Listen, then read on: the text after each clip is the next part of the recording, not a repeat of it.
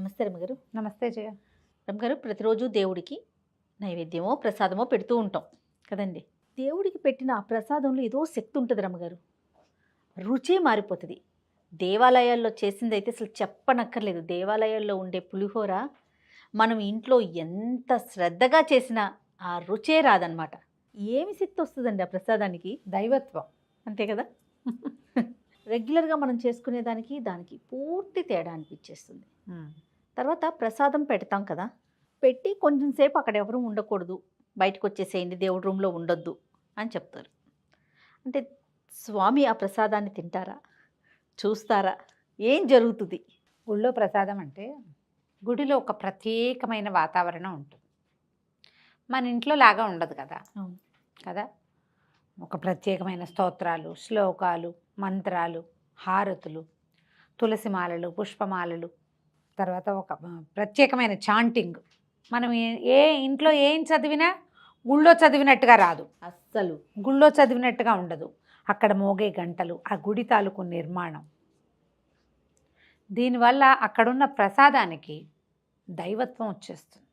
పైగా గుళ్ళో ప్రసాదం ప్లేట్లో పెట్టుకుని తింటామా, మనం స్పూన్ వేసుకుని చేతిలో పెట్టుకుంటాం. అంతకుముందే మనం ఏం చేస్తాం, లోపలికి వెళ్ళి అంత ప్రదక్షిణాలు చేసి ఏదైనా శ్లోకమో స్తోత్రమో ఒక నామజపమో చేసుకుంటాం. పవిత్ర భావన అక్కడి నుంచి దర్శనం చేసుకుంటాం. మన కళ్ళు, మనసు, దృష్టి అంతా కూడా భగవంతుని ఒక తాదాత్మ్యత చెందుతాం ఆయనతోటి. ఒక అలౌకికమైన ఏమంటారంటే మన ఆధ్యాత్మిక భావనలోకి వెళ్తాం కదా. అప్పటిదాకా మన భావ సంచలనాలు, భావావేశాలు, భావోద్వేగాలు వేరు. దర్శనం చేసుకునేటప్పుడు మన మైండ్ సెట్ వేరేగా ఉంటుంది. తీర్థం తీసుకుంటాం, సెఠారి తీసుకుంటాం, తర్వాత కదా ప్రసాదం, హారతి అద్దుకుంటాం, ఏదో దక్షిణ ఇస్తాం. ఆ ప్రసాదం తీసుకోగానే ఈ మొత్తం క్రియలతోటి మన మైండ్ సెట్ ఎట్లా మారిపోయింది? పాజిటివ్గా అయిపోతుంది కదండి. పూర్తిగా ఒకలాంటి అంటే ఒకలాంటి శక్తి అని చెప్పలేము, ఏదో వచ్చేసింది మనకి, ఒక బలం వచ్చింది, ఒక ధైర్యం వచ్చింది. ఎన్ని ఆలోచనలు వస్తాయో ఆలయానికి కనుక వెళ్ళొస్తాయి. ఏమవుతుందంటే మన చుట్టూతా ఒక ఆరా ఉంటుంది కదా, ఇది దేవాలయపు ఆరాలోకి ప్రవేశిస్తాం మనం. ఇప్పుడు మనం మనుషులం, మనకే ఒక ఆరా ఉంటుంది. అవును, మన శరీరం నుంచి కొంత బయటకు ఉంటుంది. దేవాలయము కొలతలతోటి ప్రత్యేకంగా నిర్మించబడింది కదా. ఈ నిత్యం పూజ గీజ చేయటం వల్ల వాటికి ఏమవుతుంది, ఆరా పెద్దదైపోతుంది. చక్రం చాలా పెద్దదిగా ఉంటుంది. మనం ప్రదక్షిణ చేసి అందులోకి ఆ ఏమన్నా ప్రచండమైన పాజిటివ్ ఎనర్జీలోకి వెళ్ళిపోతాం మనం. అప్పుడు మన ఆర ఏమవుతుంది, పుల్ చేయబడుతుంది, లాగేస్తుంది బయటికి మన ఆరాని. మన లోపల ఉన్నటువంటి దైవిక శక్తి ఒకటి ఉంది కదా మన లోపల, అది ఉండటం వల్లే కదా మనం నడుస్తూ తిరుగుతున్నాము. ఈ దైవిక శక్తి ప్రజ్వలం ఎక్కువ అవుతుంది అనమాట, బాగా మండుతుంది. ఒక జ్యోతిలాగా ఉంటాడు భగవంతుడు మన లోపల. ఈ మెయిన్ సోర్స్ దగ్గరికి వెళ్ళేసరికి మన ఇన్నర్ సోర్స్ ఏదైతే ఉందో అది మెరవడం మొదలు పెడుతుంది. దానివల్ల మనకి గాల్లో తేలుతున్నట్టు, చాలా లైట్గా అయిపోయినట్టు, ప్రశాంతత వచ్చినట్టు, తేలికపడినట్టు, మనశ్శాంతిగా ఉన్నట్టు, పీస్ఫుల్గా ఉన్నట్టు, ఈ భావాలన్నీ కూడా కలుగుతాయి. ఏదైనా సమస్య ఉన్నా కూడా ఏమనిపిస్తుంది అంటే రమ్మగారు, ఓకే నేను గుడికి వచ్చాను కదా, అంతా ఆయనే చూసుకుంటాడు అని ఒక ధైర్యం వస్తుంది. ఏదో నామజపం చేసుకుంటాము.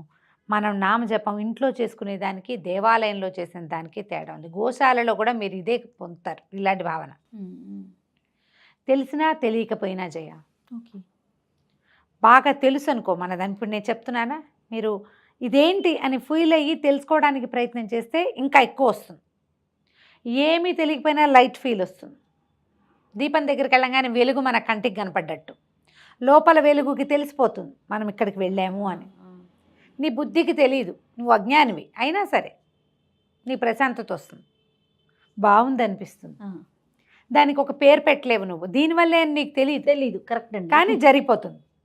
ఈ ప్రసాదము నివేదన చేయబడుతుంది కదా, ఇన్ని భావావేశాలతో, ఇన్ని ఈ రకమైన పీస్ తోటి ఉన్నప్పుడు అది మన చేతిలోకి రాగానే దాని రుచి మన బ్రెయిన్కి అందుతుంది. అందులో ఉప్పు తక్కువైందా, కారం ఎక్కువైందా, సరిపోలేదా, చింతపండు అలా అనిపించదు. ఒక తినాక మళ్ళీ చేస్తారు. 99% పీపుల్ రెండోసారి ప్రసాదానికి చేయి చాచుతారు. లేదనుకో పక్క వాళ్ళు ఎవరైనా వదిలేస్తున్నారేమో చూసి మన వాళ్ళు అయితే వాళ్ళ దాంట్లో ఇచ్చి తీసుకుంటారు, నువ్వు తినకపోతే నాకు ఇచ్చే. ఇది దేవాలయంలో పెట్టడం వల్ల ఇన్ని రకాల ఈక్వేషన్స్ కుదరటం వల్ల జరుగుతుంది. మనం ఇంట్లో కూడా పెట్టుకుంటాం. అయితే ఈ ప్రసాదం నివేదన పెట్టినప్పుడు నీకు ఎంతసేపు అదే డౌట్, ప్రసాదం దేవుడు తింటాడా అనేది చిన్న క్వశ్చన్, దాన్ని ఇంత పెద్ద చేసి అడుగుతున్నావు నువ్వు. ఎందుకంటే రమ్మగారు ఇంట్లో ఏదన్నా పండుగప్పుడు కానీ అలాంటప్పుడు ప్రసాదాలు పెట్టినప్పుడు మీరు ముందు బయటకు వచ్చేసేయండి, ముందు ఆ డోర్లు వేసేయండి అని అంటారు. అమ్మ ఎక్కువగా రెగ్యులర్గా వింటానమాట. నేను కాసేపు అక్కడే ఉంచాలి అని. అంటే ఇప్పుడు ఏ మంత్రము పెద్దగా మంత్రాలు తంత్రాలు చేయని వాళ్ళు ఏం చేస్తారు, ప్రసాదం నివేదన చేశాక కాసేపు వదిలిపెట్టి అప్పుడు తెచ్చుకోవాలనుకుంటారు. స్వామి యొక్క దృష్టి దాని మీద పడుతుందని.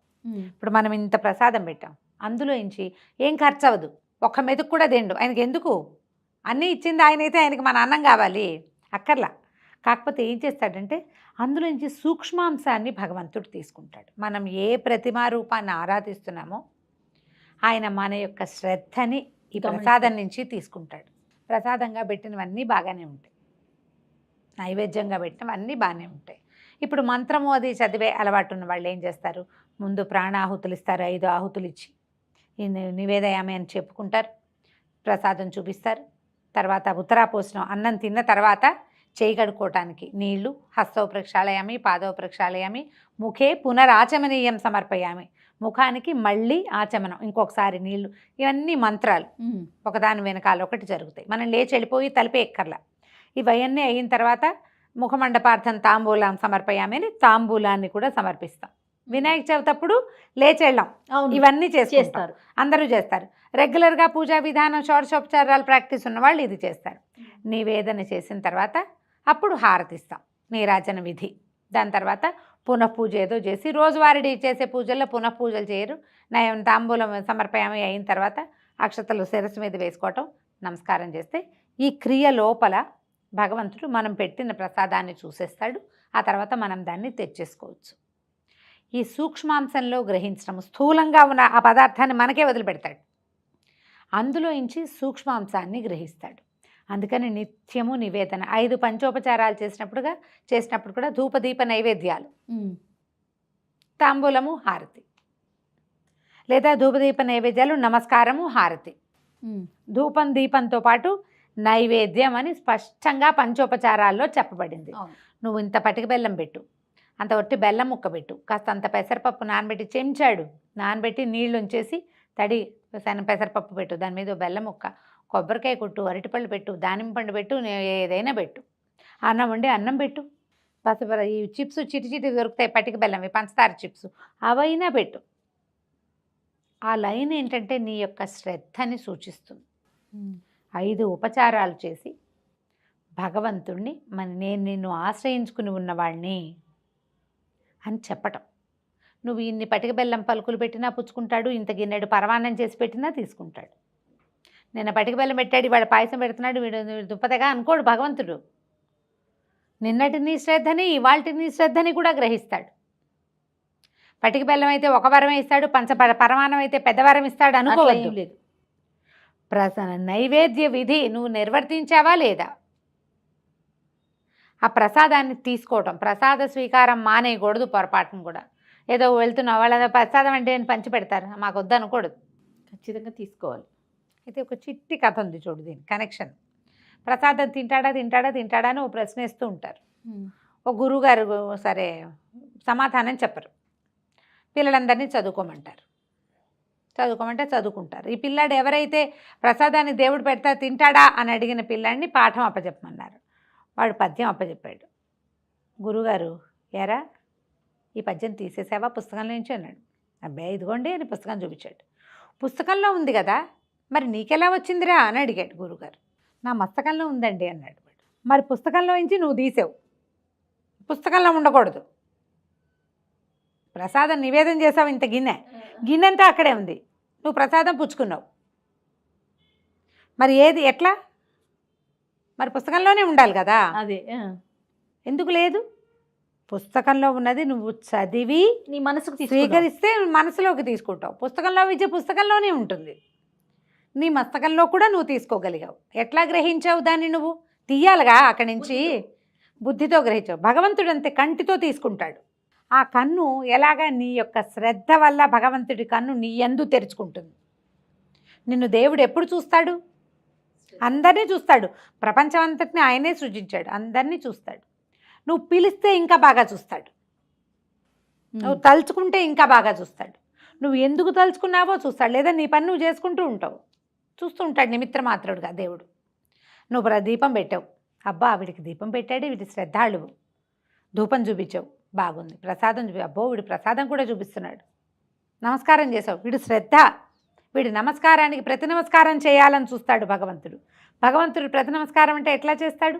ఆశీర్వచనంతో చేస్తాడు. అది పెద్దవాళ్ళు ప్రతి నమస్కారం చేయరు, చిరంజీవి అంటారు. అది కదా కావాలి మనకి. హారతి ఇస్తావు, హారతి వెలుగులో తెరుచుకున్న భగవంతుడి కన్ను నీ మీద సుప్రతిష్టంగా ఉంటుంది. ఆ ప్రసాదాన్ని స్వీకరిస్తావు, భగవంతుడు చూసిన దాన్ని నువ్వు తీసుకుంటావు. నీకు ఫలితం వస్తుంది ఎంతో కొంత, నీకు రావాల్సినంత, నీకు కావాల్సినంత కాకపోయినా రావాల్సింది వస్తుంది ఖచ్చితంగా. ఇలా ఆలోచించాలి. ఈయన తింటలేదు, ఇప్పుడు తిరుమలలో 16 ప్రసాదాలు ఏవో నివేదనలు చేస్తారు, అప్పాలు, జిలేబీలు, రకరకాలు కదా. అవును. మరి అవన్నీ బయటకు వస్తాయి. అసలు అక్కడ చేసినట్టుగా లడ్డు భూప్రపంచం మీద ఎక్కడైనా వస్తుందమ్మా ఆ రుచి? ఆ లడ్డు ఇంకో చోటికి ఏ దేవాలయంలో కూడా రాదు. ఏ దేవాలయపు లడ్డు స్పెషల్ అక్కడే, అంతే. ఆ స్పెషాలిటీ ప్రత్యేకత అదే. స్థానంలో ఉంది, అది పరిసరాల్లో ఉంది. దాని ప్రభావం ఈ వస్తువు మీదకి, తయారు చేయబడిన వస్తువు మీదకి వెళ్తుంది, వస్తుంది ఎంతో కొంత. ఆ రావటమే మనం దైవత్వం మనని చేరిన భావన వస్తుంది. ఇది ఎంత దైవత్వం లేకపోతే ప్రసాదం ఇస్తే ఇవాళ తలస్నానం చేయలేదని మానేస్తారు, డబ్బాలో పెట్టివ్వండి, రేపొద్దున తలస్నానం, ఇవాళ నాన్ వెజ్ తిన్నా, ముట్టుకున్నా, మైలబడ్డాను, తలస్నానం చేయలేదు.